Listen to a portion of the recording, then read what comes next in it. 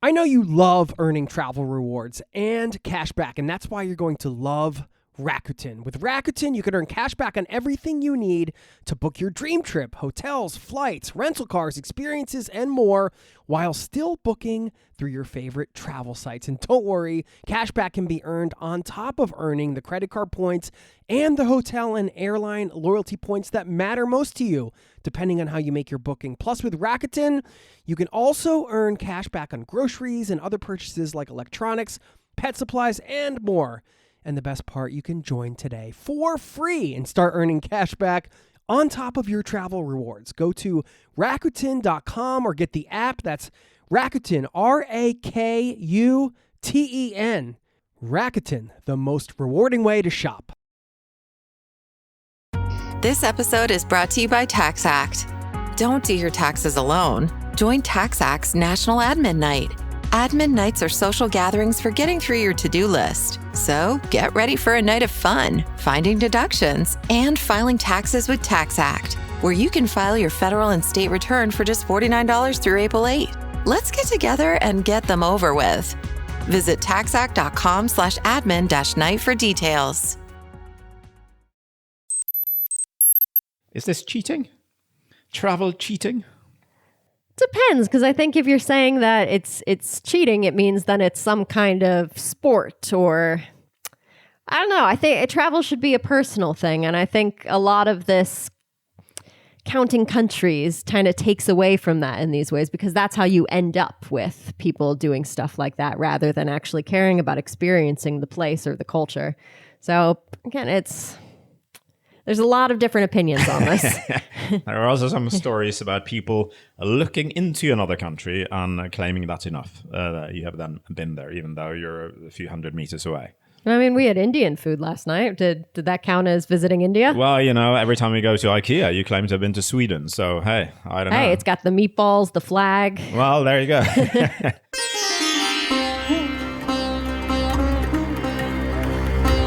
You're listening to the Zero to Travel podcast, where we explore exciting travel-based work, lifestyle, and business opportunities, helping you to achieve your wildest travel dreams. And now your host, world wanderer and travel junkie, Jason Moore. Hey, it's Jason here with ZeroToTravel.com. Welcome to the show. Thanks for hanging out, letting me bring a little travel into your ears today. This is the show to help you travel the world on your terms, to fill your life with as much travel as you desire, no matter what your situation or experience. And I can't think of two other people I know who have filled their life with more travel than those two that you heard at the top in that clip. And I could listen to them talk travel all day. That is Gunnar Garfors and Jacqui Kunz. Gunnar is an author, journalist, and the first person to travel to every country in the world twice. You've heard him on the show before. And also you've heard Jacqui perhaps on the show as well. She was named World's Most Intrepid Traveler in 2023 and is well on her way to visiting every country in the world. And they are the newest members of the Zero to Travel host collective. And there's a reason, because I've interviewed a lot of people in the travel world, and I know a lot of people personally that are well-traveled. So my sort of travel Rolodex, to use an old school term, is pretty large. If I want to tap somebody for advice on travel, I have a lot of people I can reach out to, thankfully. But who's at the top of the list? It would be Gunnar and Jacqui. They're based in Oslo, where I live. Gunnar is actually Norwegian. Jacqui's from the States. But, I don't see them very often in person because they're barely here, traveling all the time. And I asked them to join the Zero to Travel Host Collective, which, as a reminder, it's a small group of highly curated, trusted travel experts and experienced travel content creators who I asked to host episodes of this podcast, the Zero to Travel podcast, because I wanted to shake things up. I want to give you, as the listener, an even wider range of perspectives, ideas, and advice on travel from people who I admire, who have a personal travel background that can contribute to the show. So it's the same format you love, same good vibes, just different hosts from time to time creating episodes that, as a fan, I'm also excited about listening to and learning from. And that is why I asked Gunnar and Jacqui to be part of this host collective. And they're bringing you their first episode today, recorded in their apartment, I believe, when they were home for a very small stint. I will link up to both of their websites. You can learn more about them if you're curious. Jacqui is on Instagram at JACQKUNZ, and Gunnar has a website at garfors.com, GARFORS.com. And stick around on the back end. After you hear their episode, I am going to share a couple quotes that perhaps captures the unseen dangers of travel. Stick around for that. And lastly, don't forget to sign up for our newsletter over at zerototravel.com/newsletter. Free to sign up. You get all the updates on the pod and the stuff going on off the pod. It's a great place to keep in touch, and it is free. Without further ado, here is Gunnar and Jacqui giving you their expert advice. They are true experts on travel to quote-unquote dangerous countries and some other tangential topics that come up around that, like you heard at the top, talking about what counts as a country visit and, some other things. And they have great chemistry and they're so fun to listen to. So I hope you enjoyed this one as much as I did. Stick around on the back end. I'm going to leave you with a couple quotes to wrap this one up about the unseen dangers in travel. Are these dangers lurking around for you right now into the coming year? Perhaps if they are, this might drive you to make some decisions about your travel. So I'll wrap it up with that. Here is the episode featuring Gunnar and Jacqui from the Host Collective. Thanks for listening, and I'll see you on the other side, my friend. Cheers.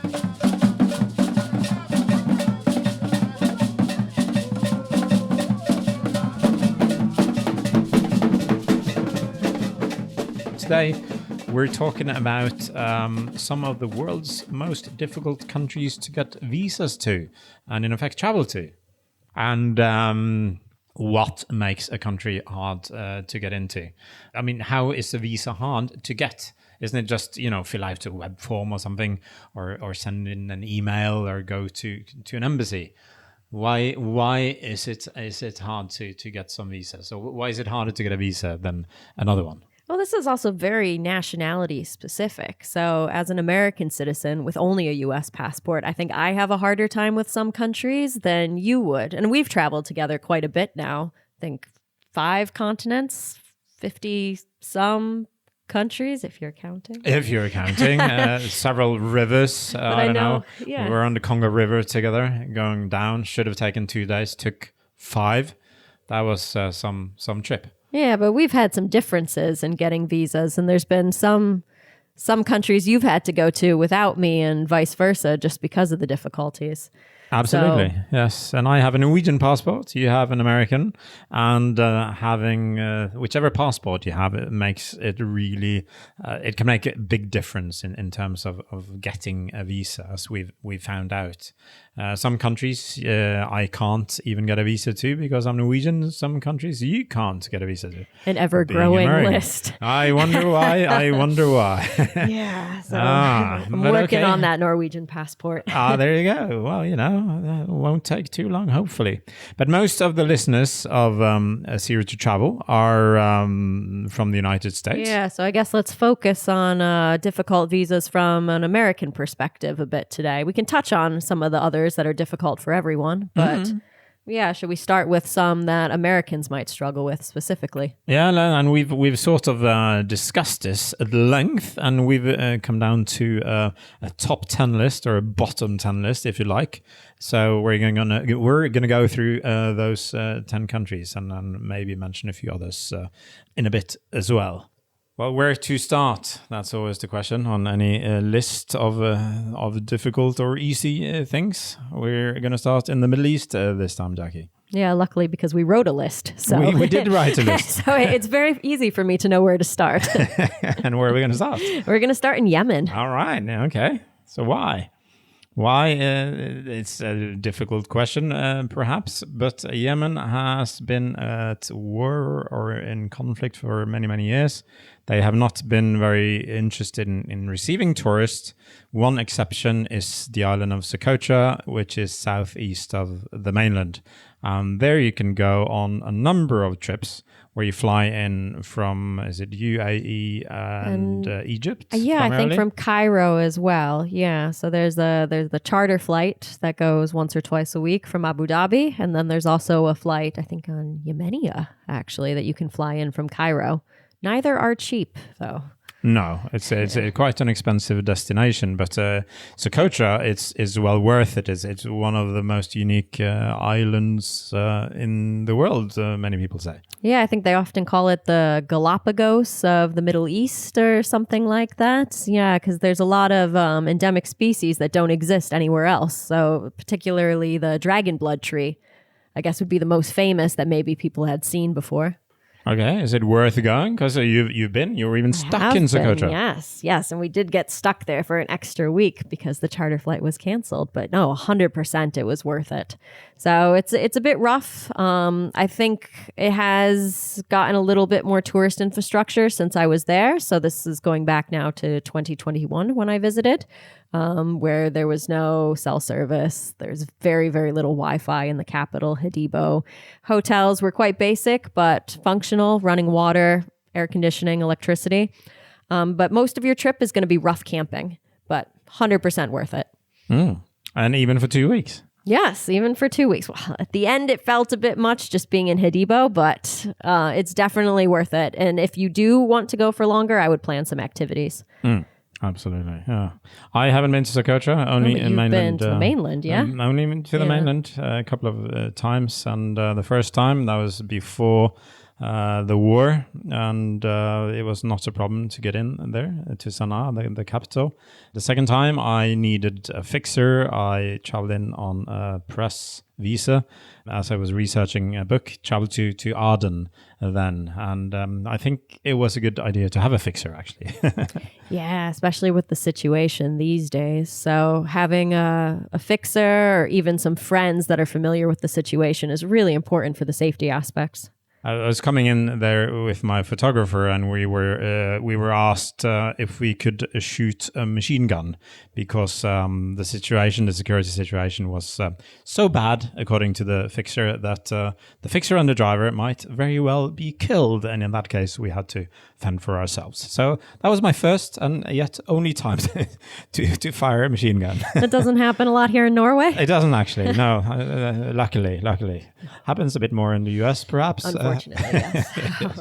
Let's not get into that too much. But yeah, Yemen is certainly on the hot list of slightly difficult countries to travel to. You will need a guide of some sorts. Alternatively, in theory at least, you can get a sponsor, meaning a letter from someone living in Yemen that says that they guarantee they'll look after you and make sure you leave the country. And that should also get you a visa at one of the embassies. There has been periods, I think, where you could cross in from Oman. So, but I mean, this isn't really the official way. It certainly is not the official way. It's like slipping a little bit of a bribe to the border guards there, and they'll let you cross into the closest village just for the day. So it depends. If you want to get in just to tick off Yemen and say you've been there without really seeing that much, I guess that's your way to go. But if you actually want to experience Yemen, it's going to be a little bit more difficult, cost a little bit more money. It does indeed, yes. And a friend of mine, he went on this route. Unfortunately, he only got a single entry visa to Oman, so he was stuck on the border trying to get back for almost a week. And the ambassador had to get involved and so on and so forth. So yes, if you're going to go down this route, we don't recommend it. It's not legal. It involves bribery. Fine to do. I just think that it's maybe a bit of planning needs to go in place. Yes, and multiple visa to Oman. So focused on getting in, he didn't worry about getting out. No, well, he ticked off the country as it were. He was there for a day or half a day, and went to the nearest village and got a tiny bit of an experience of the country. Hof, I think, is the village down there. Yeah. Yeah, I think that's what it is. This is luckily not me talking about myself in the third person. So You're was trying not to there. cover up some shady travel. Yeah, exactly. Yes. We're going to stay in the same continent. We're not going to travel too far for the next country on the list. That's Iran. Ooh. A lot of, Yeah. especially Americans, are a bit fearful just hearing about Iran, I believe. That's actually the country that I visited that I found most surprising. So the difference between what I've seen in the American media, so all these years, versus my experience actually within the country, it's absolutely night and day. So it's one of the most surprising countries I've ever been to. But one of the most difficult for me personally to get a visa. Yeah, and why was that? So as you know, I have the U.S. passport. So Americans, Brits, and Canadians can only go on government-approved tours. So with a government-approved guide, they have to submit their itinerary in advance. I think this has been going on now for a few decades, that it's been quite restrictive for us. And you worked for, let's say, an organization that sounded a bit sketchy? Yeah, I worked for a British education organization for many years. And when I applied for the visa, I had to submit my CV. I had to submit my social media handles, my LinkedIn. So, and they must have combed through all of that because then they came back asking what I was doing working for the British government. I see. And you were doing educational work. I was writing, basically at that point, my job was like writing songs for children for like their curriculum, like little children's nursery rhymes. So I'm like, okay, me a spy? Okay. Well, sounds like a cover-up. How are your songs? Are they on any hit lists around the world? You can hear me humming them a lot in the mornings. Yeah, well, But that's what that is. I ended up having to send my contracts from work just to prove that, come on, look what I was doing. It was just education stuff, nothing shady. And they did end up approving the visa, but it took about 2 months for me to get it. And that's with me harassing the company I was going through a few times, kind of to push and see what the situation was. But you were not supposed to go there alone, although that seemed to be what ended up happening in the end. Yeah. So originally, I think we were a group of around 7. I try not to travel with guides or any kind of tour in countries that I don't have to. But since I had to for Iran, I had a friend of mine reach out and he asked if I was interested in joining a group he was putting together. I'm like, yeah, okay. If I have to go on a tour, I might as well go with a group of friends. Thought that would be, fun. Lower the price a bit? Yeah. Well? So, and I roped a few other people in too to lower the price a bit more. So I think we ended up being 7 around the time when we booked. But this was in, we were planning it around September 2022, and I was going in the first days of October 2022. And that's when some unrest started in the country. So slowly, one by one, everyone else in my trip dropped off. I see. Probably has some pressure from loved ones at home that thought it sounded a bit too dangerous. So in other words, you ended up going on a guided trip with nobody but you. Just me and the guide.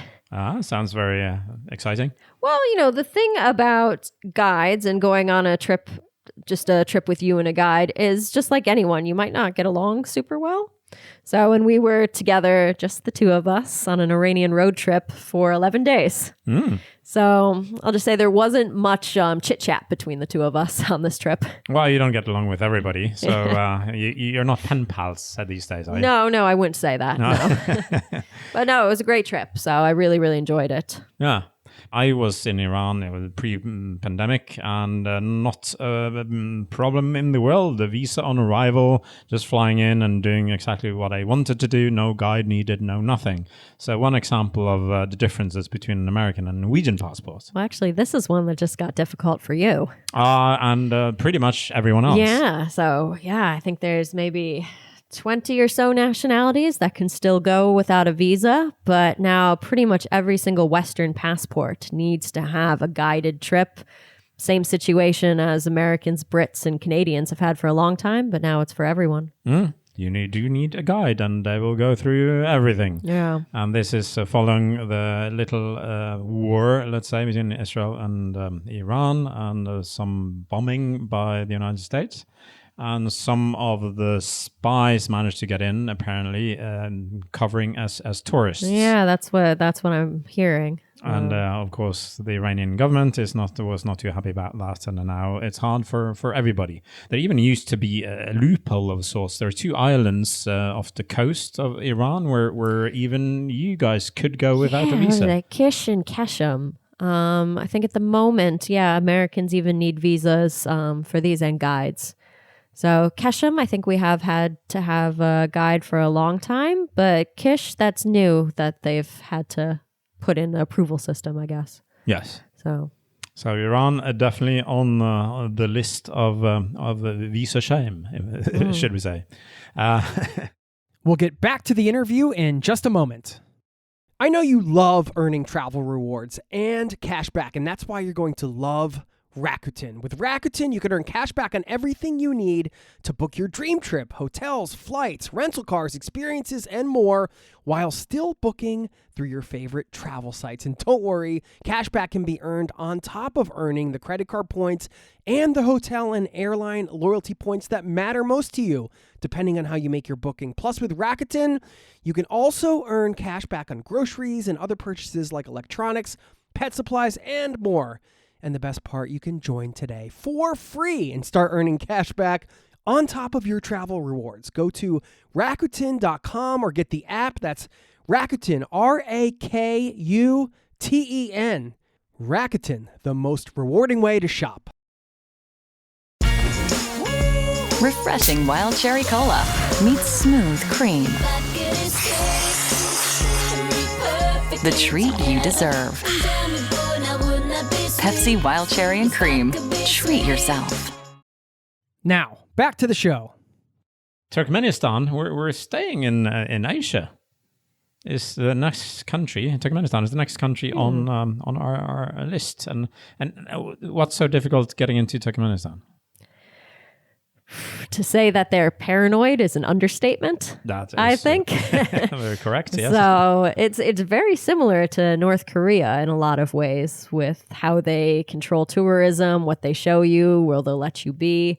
But it's a lot less talked about, I guess. Like, many people might not even know about Turkmenistan, or maybe they see it on a map, but they don't know anything about the politics. And it's one of the few countries in the world where you actually need a guide to go in. Well, I mean, Iran now as well, North Korea also. Well, I think we've got a list of those. Yeah, they're definitely on this list, all of them, I believe. So, but yeah, you do need a guide to travel in as a tourist. There used to be a loophole, though, if you could get a transit visa valid for 72 hours to travel through the country from one neighboring country to another neighboring country. But that's as long as the 2 countries that you're traveling from and to are not touching. Yes. So but there's been some rumors that's now back in place again after the pandemic, but it's not been substantiated. Yeah, it's like now and then I hear about someone that knows someone that was able to get it, but I haven't had any firsthand accounts of someone getting one of these transit visas. So as far as I know, right now you have to go on a guided trip, but luckily, it's not too expensive, and there are a lot of companies offering trips. So both international companies and a lot of local companies. Yeah, but again, here you need to be approved in advance, and some people struggle with this. It seems to be very random. Do you know about this firsthand? I have heard about people having some issues here. Oh, yeah? The first time I was there several years ago, I didn't. Well, I think I was declined once, and then I got the second or third time I got my visa together with my brother and 2 friends. The second time, I had written something about Turkmenistan that wasn't necessarily super positive. It's being run by president that's quite a bit of a hardliner. Hey, we don't need to say anything. I don't want to get banned. No, you don't want to get banned. so let's keep the politics to a minimum until I visited. We can revisit that after I've been. Absolutely. But I'd written something that not necessarily everybody liked, so I think I applied 6 times and I was declined every single time. In the end, I managed to get in via a business visa. That's always a possibility, but of course, then you need to know someone involved in business on the inside. I love that. I was like, the Ministry of Tourism and whoever is issuing business visas, are they not communicating about who they've banned? Well, they will after listening to this episode of the Secret to Travel. But yeah, it's a bit of an issue. But yeah, unless you're invited there on business, you will need a guided tour. They will not even take you on the tour until you've been approved as a traveler by the government. So you can't just decide to go to Turkmenistan. They need to let you travel there. Yeah, but luckily this is also one similar to Iran that when you apply and pay for a trip through an agency, they're going to handle all the visa stuff. So it's a difficult visa, but you don't actually have to do any of the legwork yourself. That is true. And in Turkmenistan, it's a very exciting country. It's a lot to see. It's cheap to travel within the country on domestic flights, although some guiding companies are known to add a premium on those flights. So you might actually want to try book them yourself if possible. A little tip there, possibly. We're going to leave Asia for now. So then we're going to go to Africa, and we're going to go to DRC, which stands for Democratic Republic of the Congo. Oh, indeed. Yeah, we're talking about that initially, about the traveling on the Congo River, which kind of goes between the Democratic Republic of the Congo and the Republic of the Congo. DRC, we were struggling. We were really struggling to get our visas there. We tried for 10, 11 months. Yeah, I think we tried in every border country. Circling the Congo for months trying to get it. But it's a funny one because there's many different ways to get the visa. It just depends where you're going and how long you want to be there. That's true, and it also depends on embassies and border guards and your passport, your residency, security situation. And we're trying to get in as normal tourists, and there are a couple of loopholes there, at least a couple, because you can go on is it gorilla hiking or volcano watching. Volcano watching. Well, you watch the volcano and hopefully it erupts. No, you hope it doesn't erupt. Well, that's bad, Gunnar, bad. No, but you want the photos. Oh my God. Oh, Jesus. Okay. So what do you call it? Volcano trekking, I guess. Volcano trekking. Yeah. Well, if you're trekking inside the volcano, you don't want it to certainly erupt hope. Because the volcano has erupted in 2021, the one on the border with Rwanda, and it's actually quite awful for the local communities there. I had gone my first time. Oh God, this is thinking back. I think it was 2015, 2016 was the first time I had visited the DR Congo. So it was one of those dream trips for me. So I'd been to very few countries at that point, but I had that in my mind. I needed to go. And I went on a park visa through Virunga National Park, which is right on the border with Rwanda. And that's where you find the volcano watching and the mountain gorilla trekking. So it's one of 3 countries in the world that has a population of mountain gorillas. But now, unfortunately, since the volcano erupted last, I believe it was 2021, that was the last eruption, the park has been closed, and there's been a lot of instability in the region, especially in recent months. Yeah, there's been some fighting between, let's say, forces backed by Rwanda and Congolese forces. Yeah, but just to the south, you have Kuzibega National Park. And while they don't have the volcano or the mountain gorillas, they do have lowland gorillas. So you can still visit that park and visit the lowland gorillas. But what's nice about the park visas is once you book whatever it is you want to do through the park, so gorillas, just trekking, there's some other nature walks that you can do. They will help you get a visa on arrival. So then you can just show up to the border and get the visa put into your passport. So that's the easiest way, I think, by far to get into the DR Congo. But obviously, right now, it's not the greatest. So if you are planning on going, do a bit of research first on what's going on the ground. Yeah, and we had to go elsewhere. The country is pretty much the size of Western Europe. It's huge, It's massive. and we needed to go to Kinshasa and the coastal region and inland. We're doing some research about the equator and a town called Mbandaka, which is on the equator. So if you want to go outside the volcano watching and gorilla trekking, then it's a bit harder to get a visa. But there's also rumors, or not even only rumors, but there are people who've been managing to get a visa on arrival, taking the very short boat ride from Brazzaville in Republic of the Congo to Kinshasa, the capital of the Democratic Republic of the Congo. Yeah, there's a few people that I've heard of. One that I know personally that have managed to get the visa on arrival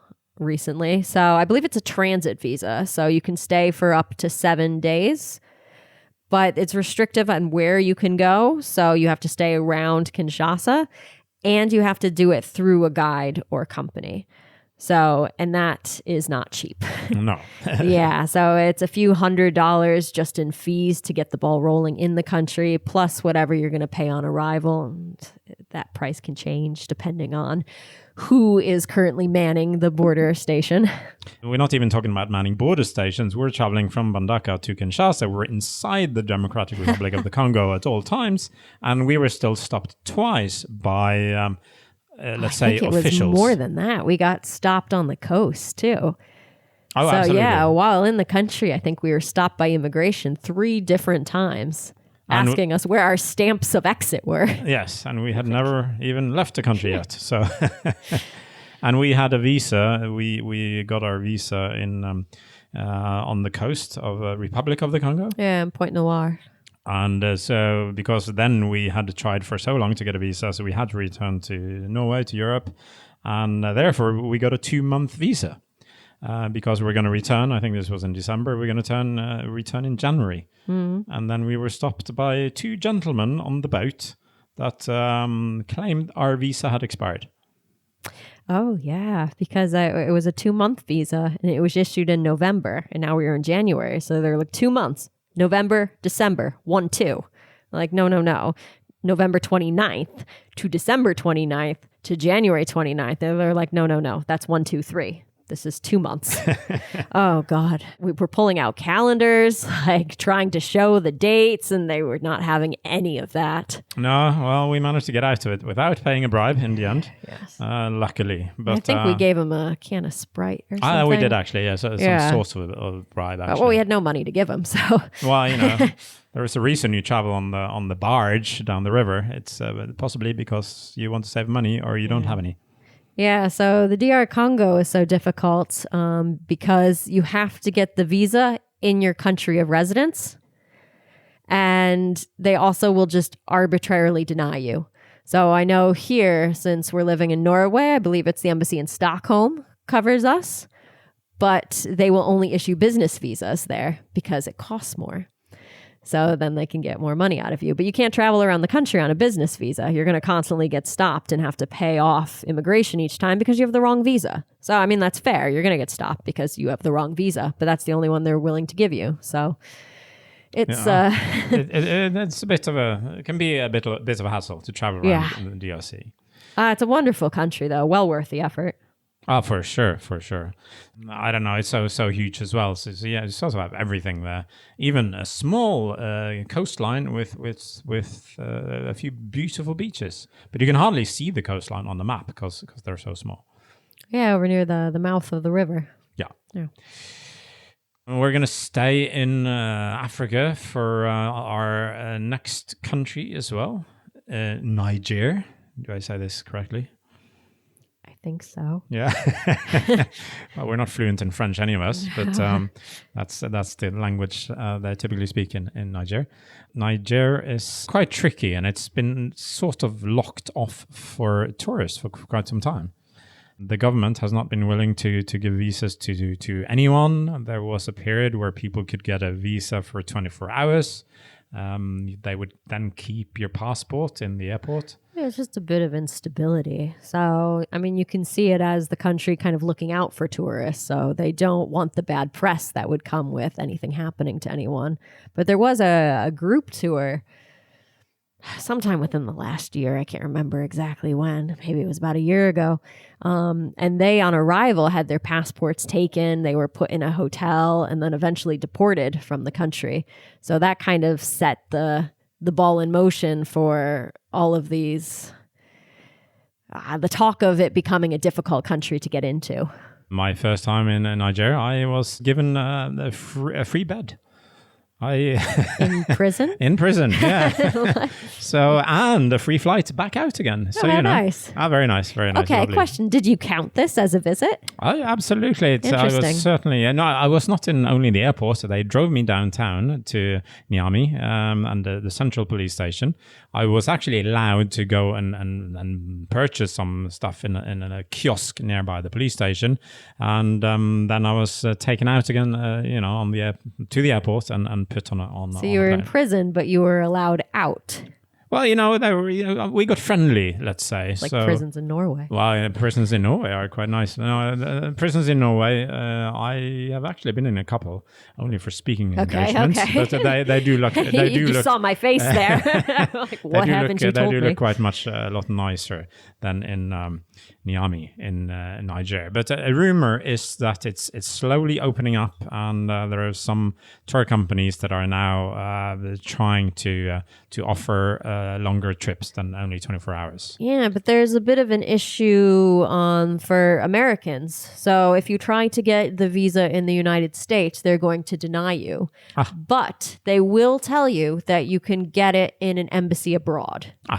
So in the US, I don't know why, but they're not issuing any. But abroad, it's fine. So Americans need to travel to get that visa. That makes total sense. So what's the purpose of the embassy in the US then? I mean, the consular section of it.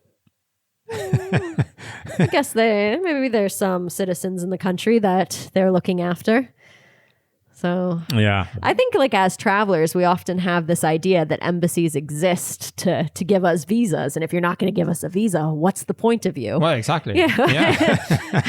I think sometimes we forget that they're actually there to serve their citizens first. That's fair, actually. Yeah. Well, I can see that actually. But from a traveler viewpoint, definitely the consular section is usually the most important one. The next one, Jacqui, is Russia, the world's biggest country. What are we going to say about Russia? I mean, there's a lot to say about Russia, naturally. Also, since the war with Ukraine, the country has been a bit more difficult to access from a lot of borders. Many borders, especially in Europe, are closed. But visa-wise, how is it to actually get in as a tourist? Well, it actually hasn't gotten much harder for Americans since the war. I think it's actually gotten easier for you. Yeah, well, except, to get a visa. Get a visa, yeah. Because now, Norwegians or most Europeans, we can easily get an e-visa. It takes a few hours usually, possibly a day or two. I think I got mine last time in a matter of hours. And then the problem is to enter. But the easiest from Europe is going into Kaliningrad from Poland. Otherwise, you have to fly from Istanbul or Dubai, are probably the most and I think routes. You can cross in still from Estonia. I believe the border's still open. Yes. Yeah, so there are a few ways. But visa-wise, I mean, we get the e-visa. You are not so lucky. We are not. No. So in the U.S., it can be quite difficult because they outsource the visa to a company. That can be quite costly. I think it's $500 when I last looked into it for an American to get the Russian visa. But it is good for 3 years. Okay. I want to say. So if the moment you get in, you can go in as many times as you want the next 3 years. Yeah, and it's quite generous as well. I think you can stay up to 90 days per time. So it's a quite generous visa. If you do live abroad, it is much easier to get them at embassies in other countries. So Georgia is known for being quite easy. Portugal, I believe, is another one that's really easy to get the Russian visa. Norway. But then the same cost applies. Right? No, much cheaper. Okay. Yeah, so it's just the embassy in the U.S. that doesn't issue. But in other countries, it's much cheaper and you have more options as well. So you can get the single entry, 90 days, multiple entry. According to your travel needs and wishes. Yes. And budget, I suppose. Yeah, but this is ignoring the ethics of traveling to Russia at this time as well, which is an entirely different conversation. Absolutely. And let's talk a bit about ethics a bit later, because that applies to some other countries as well. That's pretty much about Russia, I would say. Should we jump to the next one? We're going to Africa again. Yeah, back to Africa. And this time, the Libya. North. Libya is, that's also known for a bit of unrest, bombs, grenades, and most people remember it from the days of Gaddafi. Yeah, well, today they de facto have two governments, so they're really split in two at the moment. Well, that applies also to the visa or getting into the country, doesn't it? Yes, yeah. Mm-hmm. So you have to potentially, if you want to visit all of Libya or both parts of Libya, you need to handle two governments and two visas. Yeah, so because the west of the country doesn't recognize the eastern visa and vice versa. So how to go about it on the west side with the capital Tripoli, you will need a guide or a guide company, I believe. Yeah, it flips back and forth. So about a year ago, there were a lot of travelers that were reporting they were able to get the e-visa without putting a guide in. So you are required to fill in a sponsor, but people were able to find sponsors on couchsurfing, hotels, people like that they were able to use, and the visa was still being issued. But then one day that just kind of stopped. So, and since then, a guide company has been necessary. And some people even say the guide has to pick them up at the airport before officials will let them leave. I have heard about people trying to travel into the country, being stopped at the airport and sent back out again. Or even with a guide. Yeah, I remember that happening. Yeah. So, Libya can be tricky, but but this is the west part of the country with Libya, with Leptis Magna, the amazing old town or ancient town that was discovered not too many years ago. It's one of the best preserved ancient towns in the world because it was covered for hundreds of years by the sand of Sahara. And I think it was Italian archaeologists that found it. I was there all by myself. That was a town that used to be the home of 60,000 people. And I was walking the streets there alone. That was surreal and very much recommended. But how about the east? Sort of the Benghazi would be the main town there. I have heard rumors you will have to bribe your way in, more or less. I know a few people that have tried to fly from the west of the country to the east into Benghazi, and then they're hit with a $500 fee at the airport, which is more or less a bribe to officials of sorts. It doesn't sound very legitimate, let's say. Yeah, I know some people have snuck in, but obviously that comes with a lot of different safety concerns if you're going to try to cross by land. Yeah. And again, it's I've also heard, but this is not substantiated, but I've heard people... Yeah, this is a lot of hearsay here. It's a lot of hearsay. A lot of hearsay. Yeah, but so apparently if you contact certain hotels, they may be able to issue some sort of a letter of invitation or so. But if you're trying to go to the east side, bring cash, preferably dollars or possibly euros. I think that goes for both sides. Yeah. That is true, actually. Yes, that's very much it. I don't think your Visa and American Express are going to work well in the West. No, but if you go with a guide company, you can pay them in advance. Okay. So you might have paid up all your costs. But you're going to want some currency no matter what, because it's one of those countries where things are constantly changing and any number of things could go wrong. Very, very true. But a truly amazing country. Unfortunately, obviously, there is an element of conflict here. So watch your back, let's say, or ask your guide to do it for you. Yeah, and double check before you're making any plans. Just this is something that's constantly changing. So the visa policies have changed multiple times in the last even year. So there is the e-visa, there isn't the e-visa. You need a guide, you don't need a guide. So do your research. A lot of fun here, potentially. We'll get back to the interview in just a moment. This episode is brought to you by Indeed. Stop waiting around for the perfect candidate. Instead, use Indeed sponsored jobs to find the right people with the right skills fast. It's a simple way to make sure your listing is the first candidates see. According to Indeed data, sponsored jobs have 4 times more applicants than non-sponsored jobs. So go build your dream team today with Indeed. Get a $75 sponsored job credit at Indeed.com/podcast. Terms and conditions apply. This episode is brought to you by MGM Plus. From and its Horrors returns for season 4, centered around a town that traps all those who enter. Terrifying creatures that come out at night. Horrors some wished had stayed buried, where desperate hope leads to darker truths. Dangerous new arrivals, a sinister figure, a shocking revelation. From season 4 premieres April 19th on MGM Plus. Some doors should remain closed. Now, back to the show. But okay, so the 7 first countries, they have, let's say, been super easy compared to the last 3, I must say. Well, for Americans, yeah, for yes. Americans. and well, you know, you might guess why when you hear the name of the countries. The names of the countries, I should say. Yes. Let's start with one in South America. Venezuela. And why is that hard for Americans? It's been hard for Americans for a long time. For a very, very long time. Yeah. So I can't even think how many years back now where Americans have had to send their passports and their applications to usually Mexico City, to the embassy there, to get the visa, since they don't have an embassy in the United States. So have to... travel for that one. But you have to send your passport and money and an application, but you don't know when to pick it up by here. Nope. Yeah. So I know people that pop in once a month or so down to Mexico City just to see how it's going. So, because they're not going to tell you when it's ready. So obviously then you need 2 passports if you're going to pop down. Yeah. And one of your passports is in the embassy. And people have waited for, I don't know, 2, 3, even 4 or 5 months. Yeah, I think it's usually around 4 or 5. But I mean, that is before the Trump administration. Yes, because now it's even harder. Yeah. And so how is that even possible?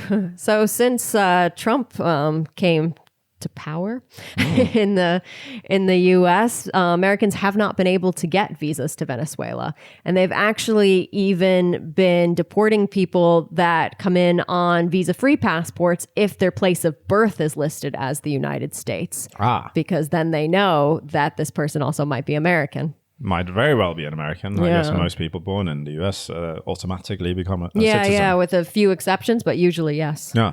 Huh. And so now you're forbidden. You can't go. No, yeah. So no Americans at the moment. So now with again, kind of dabbling in the political side here with some growing tensions, I'm not sure it would be a good time to try to go either. No, there was an attack on a certain ship and so on in international waters, I believe. And that increased tension between the 2 countries. So I don't know. It might not look good for a while. So what if you're desperate to go to Venezuela and having an American passport? What are you going to do? Wait. I think you and I were recently talking about this, and I'm not really that risk averse overall. And even I said, I'm not sure it's the right time to attempt this one. No, of course, again, for me as a European or a Norwegian, it's no problem going to Venezuela. Visa on arrival, just get a stamp in my passport when I land or come by ship. So, and there are, of course, people who manage to sneak across the border. I've heard a couple of those, but that's not recommended either. No. Just a quick story. I actually had a friend that did that. He paid some traffickers to take him in from Colombia. But the issue is when you don't have a visa or a legal stamp in, every single police checkpoint you cross is going to want some kind of bribe. And he ran out of money within 2 days. So then he had to make sure he had enough to sneak back out. So he had to turn around. So after 2 days, he'd run out half of his money and he needed the rest to get back out. He needed to get back into Colombia. Yeah. Okay, well, maybe not recommended. So maybe you want to wait this one out, potentially. More fun for those of you that like challenges travel-wise. Chad. Yeah, Chad. That's 1 out of, this is a fun fact, is 1 out of 10 countries in the world with 4 letters. Is that a fun fact? I believe so. Okay. Or is it 12 actually? No, now it's not a fun fact anymore. I can't even get my numbers right. Fun for some. I believe it's 12, yes. Yeah. It's fun for some. But Chad, again, your person in power, Donald, has made it difficult. Yeah, so I think we've now banned people from 12 different countries from coming into the U.S. at the time of recording this podcast. So that is a list that there's always rumors that it could be changing. But Chad, being one of those countries, decided to immediately respond and in the spirit of reciprocity, banned us as well. So they are allowing Americans that received their visa before, I believe, June 9th. Was when the ban went into effect. Okay. So yeah. any visa that was issued before that date, they will still recognize if it's valid. But since then, they have not issued any new visas to U.S. citizens. Huh. So that's, again, also quite hard or even impossible. Yeah, I would say, impossible on a U.S. passport right now. So It is still, you can still go if you're a journalist, business interest, humanitarian visas, but tourist visas, not happening right now. How about if you're one of the lucky ones with dual citizenship? Then you're fine. Yeah, then you're fine. Okay. Yeah, then so you're fine. That's another one. If you want to become Norwegian, it only takes 7-8 years. Or something. Yeah, it's no problem. Once you get into the country. Yeah. Well, things do take time sometimes.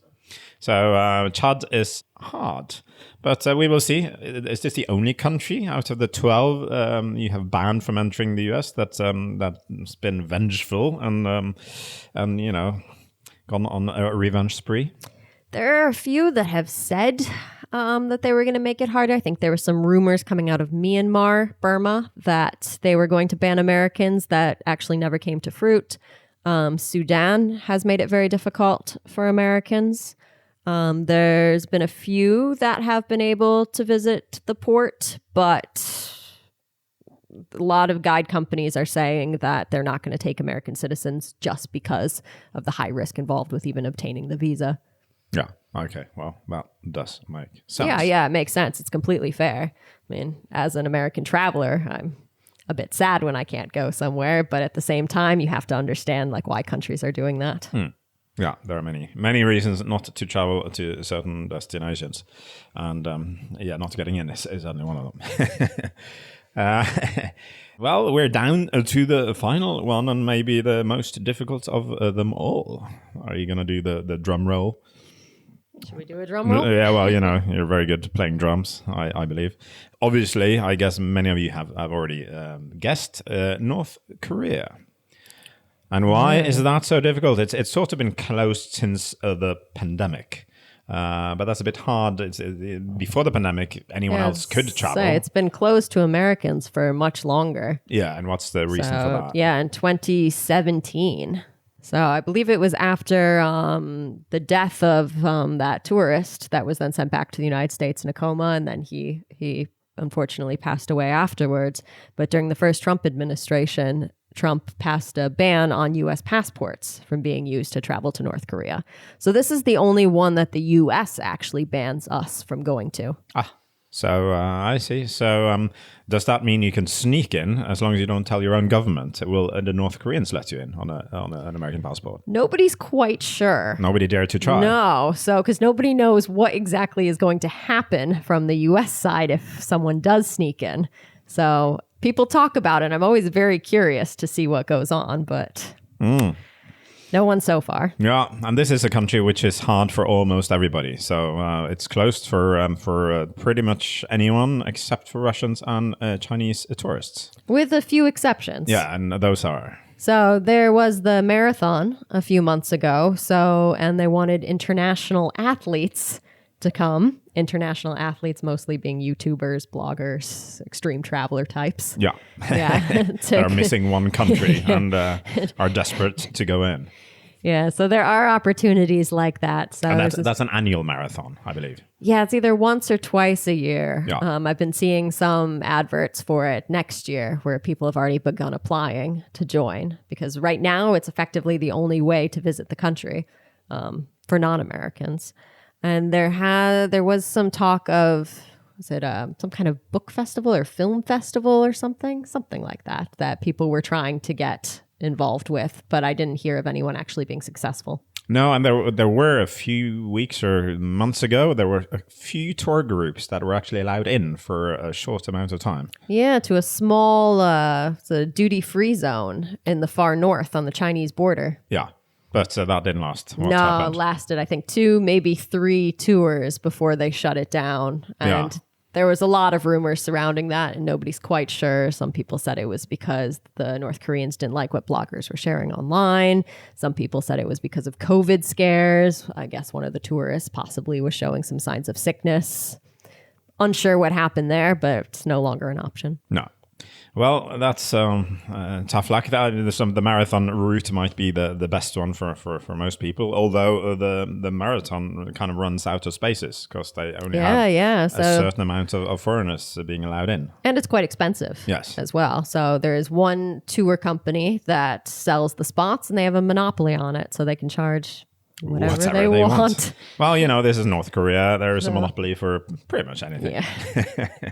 So obviously, this is one of the most secretive countries in the world, and you don't have to run the marathon. You can run, I think, the 10K and the half marathon, and of course, nobody will know that you didn't run the full marathon. So that's one way to do. What do you got to do? You kill 2 birds with 1 stone. You get into North Korea, and you can pretend to run a marathon without doing it. I'd say that's a loophole. Oh, right. Okay. It's a bit strange, though, that Donald closed off North Korea after visiting himself. So he's one of the last Americans that actually visited the country. Did he? He crossed over from South Korea to meet the so-called rocket man, Kim Jong-un. So I remember, was it Dennis Rodman? I think he was sent in. Was always in there? Yeah. Yes. Okay. I remember watching him growing up on the Chicago Bulls. So. Yes. One more thing we should say when it comes to visiting North Korea, since it's very hard to do that. A lot of people claim to have visited North Korea by going to the DMZ, the demilitarized zone. In the travel community, people are kind of frowning upon this. Yeah, I can see your opinion on it coming out here a little bit. Oh, do you know? Yeah, so that actually started because the Guinness Book of World Records started recognizing people that had been to not just the DMZ, but you have to go to the JSA, the Joint Security Area. Yeah. Is that what it stands for? Okay. They recognize that since it technically is shared territory. Guinness Book of World Records was recognizing various travel records that claimed that as a visit to North Korea. So that kind of legitimized it a bit within certain travel circles. But again, I mean, travel is incredibly personal. If you feel that that's a sufficient visit, then that's up to you. If you don't, again, personal opinion. So let's just say a few things about JSA. It consists of, I think, 7 or 8 wooden sheds. Blue huts. Blue huts. And you can enter from either side. And the huts are exactly on the border. So you can cross them, I think, 3 or maybe 4 meters into the other country. But at all times, you will be inside the cabin. And there will be soldiers from the other nation looking through the door with a window in it, making sure you don't do anything you're not supposed to do. So if you count being in a shed 4 meters into another country as having visited the country, okay, it's a bit far-fetched, I would say. Yeah, people count some wild stuff these days. Well, I think they absolutely do. Yes. Anything for the gram. Yeah. And even, as you say, some people, they haven't even been to the JSA. They've only been to the DMZ. They've only been in South Korea, but in the DMZ zone. They haven't crossed the border, and they still claim to have been to North Korea, which is even wilder. They haven't even technically been to North Korea. And some people, they're desperately running back and forth and throwing their phone up in the air and just hoping that the GPS will be picked up in North Korea so they can sort of claim they have actually been there. I don't know. Is this cheating? Travel cheating? Depends, because I think if you're saying that it's cheating, it means then it's some kind of sport, or I don't know. I think travel should be a personal thing, and I think a lot of this counting countries kind of takes away from that in these ways, because that's how you end up with people doing stuff like that rather than actually caring about experiencing the place or the culture. So again, there's a lot of different opinions on this. There are also some stories about people looking into another country and claiming that's enough, that you have then been there, even though you're a few hundred meters away. I mean, we had Indian food last night. Did that count as visiting India? Well, every time we go to IKEA, you claim to have been to Sweden. So, hey, I don't know. Hey, it's got the meatballs, the flag. Well, there you go. Yeah, I guess in one way or another, it's sort of in Sweden. Swedish soft power. So if I drive a Ford, am I then in the US? No comment. No comment. How about a Chevy? Maybe you're a Chevy person. Would that make it better? Actually drove a Chrysler. Chrysler, yeah. PT Cruiser, was it? Yes, I did. You're on that side. Okay. How about Dodge, Well, those were the 10 most difficult countries to visit with a focus on having an American passport, Jacqui. And obviously it's not an all-inclusive list, and this is something that's constantly changing. So, so what we're saying today might be out of date tomorrow. Yes. Visas are like leaves of salad. They might expire very, very fast. Or they can stay for quite some time. Is that something people say? I don't know. It is now. Did you just make that up? Well, salad expires fast, doesn't it? Typically. And so does the visa rules. They change all the time. We're going to talk a little bit because some of you listening will also say, but how about this or that country? How about, for instance, Palestine or Ukraine, countries at war? Because you should probably not visit a country at war for a number of reasons. First of all, it's dangerous. Second of all, you might draw on limited resources. You might take away accommodation. You might take away food from those people that actually live there and try to make a living. So we haven't really gone into countries at war for that reason. Yeah. So, I mean, we're talking about countries that are difficult to visit, but from a visa standpoint. So there are also countries that are very difficult to visit for safety or conflict reasons. But again, do your research. Ask people on the ground, ask locals, see what they think about having tourists. Some countries want tourists to show what's happening to the outside world, to be witnesses of sorts, where some are saying to stay away so resources can be focused on helping local populations and not be taken by tourists. Yeah. So again, it's unique to every conflict. No war is the same. No, so do look into it and maybe talk to someone that actually lives in the country in question and ask them for advice. Yeah. That's always a good advice, I would say. And never something that I always notice as a traveler will go somewhere. So front lines of Ukraine, and they'll say, "Oh, I felt safe the whole time." Feeling safe doesn't mean you are. No, yeah. So a sniper may have been watching you. A sniper might have been watching you all the time, for instance. And don't go to the front line to brag about it. That it just makes you look stupid, I would say. But hey, everyone to their own. We also mentioned ethics a bit when talking about Russia. So we can mention some examples. Some people will have an issue traveling to Russia because of the Ukraine war. Some people will have an issue traveling to Israel because of the what should we say, the genocide. The genocide in Palestine. So what to say? Other places, some countries might be sponsoring war or conflict or rebels with weapons or bombs or whatever. So how, if people are concerned about this, what should I think about and how should I research this? I think it's unique to every traveler. I see a lot of shame online for travelers that decide to go to Russia. So, and obviously the visa fee does go to the Russian government, but there are ways to travel and make sure that you're staying in local guest houses, you're eating in local restaurants, you're only benefiting the local people that have nothing to do with the war. So, I personally am not traveling to the United Arab Emirates because of their involvement in the war in Sudan, because that's something that's very personal to me. So I think just remember before you shame someone for traveling somewhere that we all feel differently about things and we all have different priorities and things that we care about. So some are more on the world stage in the media than others. Indeed. And I think it's also about looking at the country from at least two perspectives. You have the government of a country and you also have the people, and those are quite often very, very difficult. You can also, if you really want to go to a country, you can minimize your spending in a way. You can, for instance, fly to a neighboring country with an airline from a different country, cross over to land. avoid the taxes. And spend money in local establishments. Don't stay in government-run hotels, for instance. I think it's important to remember, though, that people don't always represent their government.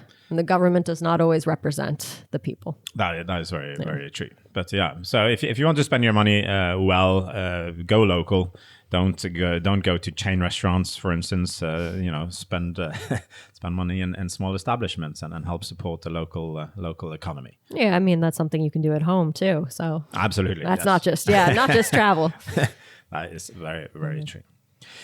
Excellent, Jacqui. Well, that was 10 countries and some war and ethic talk. Yeah.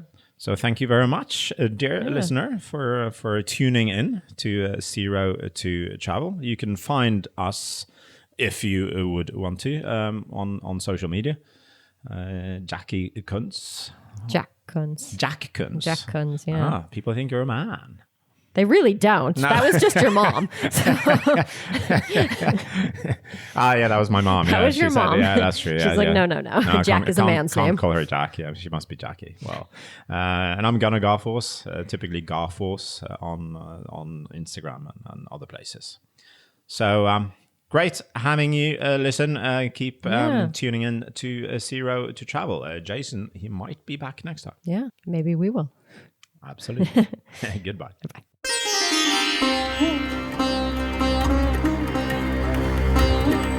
There you have it. Thank you to Gunnar Garfors and Jacqui Kunz, and I will link up to their websites and Instagrams and all the things in the show notes so you can check them out, and you're going to be hearing more from them. Again, this Zero to Travel host collective, really highly curated group of travel experts bringing you some more fun episodes like this. A wider range of perspectives, expertise, and advice to help you travel the world on your terms. That's what this is all about, to fill your life with travel. I'm going to wrap this one up with those quotes I mentioned at the top, the unseen dangers. You got to watch out for those. Here are two quotes, and then I'll just share a couple thoughts before I let you go. First, this one from Alfred Adler, who said, "The chief danger in life is that you may take too many precautions." Precautions, that's right. Second one, George Lee Mallory, who said, "The greatest danger in life is not to take the adventure." End quote. You see where I'm going with this? We can often, on the surface, think about, the things that might happen to us, all the bad things. That's what the unknown that's stretched out in front of us, whether it's a trip or, some new path in life or whatever. We can fill that space of the unknown with all of the fears and the things that could happen. I don't know if it's just me, but as humans, generally, we can sometimes fill that space of the unknown with all the bad stuff, right? We forget, there's all the upside things, right? What about those things? Well, sometimes those are harder to remember, but we do that too. We can fill that space with those things too. And we have to. We have to. Because there is an opportunity cost to not taking the adventure. There are consequences to not choosing X, Y, or Z thing in your life, to not choosing travel, to not choosing to start that business, to not choosing to, break up with that spouse that's no good for you. Whatever the case is, there are consequences to that. And so the non-choice also has consequences. And we know this, but I'm here to just remind you of these things sometimes when I see a theme that kind of ties in with the show and I have a chance to remind myself and the community out here about some of these things that are really core values of mine, but also aren't necessarily top of mind every day. I'm not like jumping out of bed, Mr. Positivity, go, go, go. This is how I feel all the time, and I'm, 100% on point. That's not it. I need this to remind myself. And these are things that I believe are helpful in life, but I need to remind myself of them. And why not share it here on the podcast? So those quotes and the subject matter today is sort of quote unquote dangerous countries and things and risk and all that kind of stuff, there is this unseen danger in not choosing X, Y, or Z thing that in your heart and your soul, you know you want to do, or maybe you need to do. I needed to travel. I just felt that in my soul. I needed it. Absolutely needed it. And it would just crushed me if I didn't go for it. You know, it just wouldn't have been, I mean, I can reflect back now and just so appreciate that I did, you know, with hopefully some encouragement, the right words along the way here and there. It's not easy to take the unconventional path, but remember, there are dangers in leaving that path not trodden. Can I say that? I don't know. Not going down that path, I guess. So anyway, that's a bit of a longer rant than I thought I would share here, but I'm just putting it all out there for you. Never know how it's going to hit your ears, and I wanted to wrap this one up with that. By the way, rants like this, personal musings, more travel advice, and sort of fun links around the internet and things like that, you can get over on our newsletter, zerototravel.com/newsletter. Free to sign up, and it comes out once a week. Thank you for listening, and I'll see you next time. Peace and love to you and yours. Cheers. This podcast has been brought to you by zerototravel.com. Ideas and advice to make your travel dreams a reality.